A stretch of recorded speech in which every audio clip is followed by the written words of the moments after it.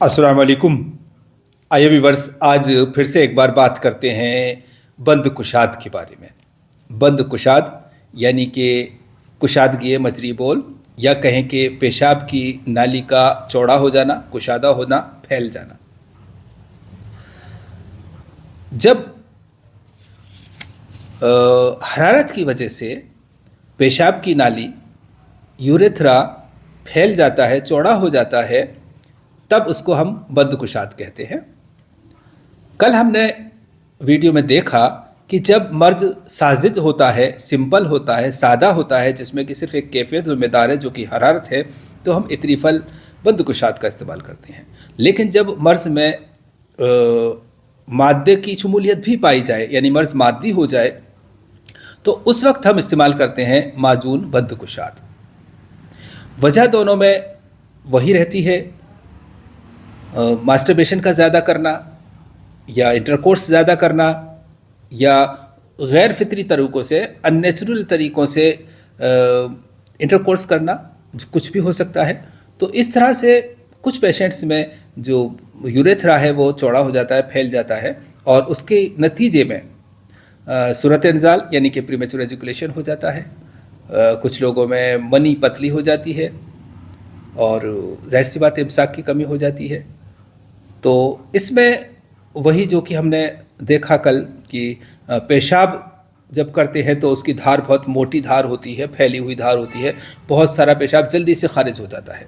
इसी तरह से जब मनी का अखराज होता है या मनी जब एजुकुलेट करते हैं तो वो भी बहुत जल्दी से फ़ौरन से सारी की सारी मनी निकल जाती है एक साथ।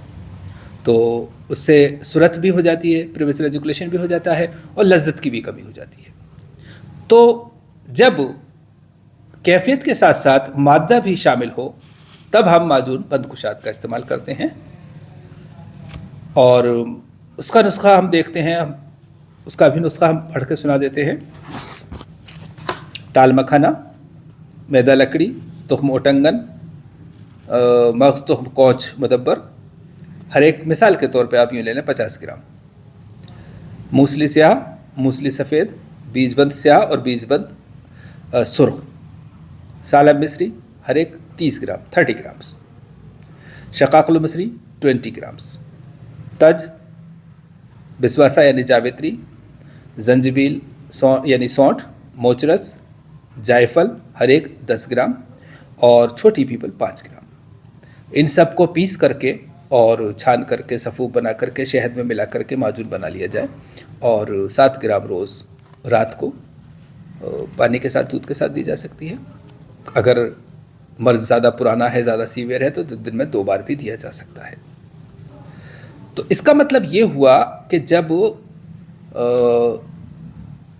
किसी मरीज़ में मादी तौर पे ये मर्ज पैदा हो जाता है और उसके नतीजे में क़ुव्वत बहा की कमी हो जाती है, तहरीक की भी कमी हो जाती है, और इम्साक की भी कमी हो जाती है, मनी भी पतली हो जाती है, मनी की मकदार भी कम हो जाती है।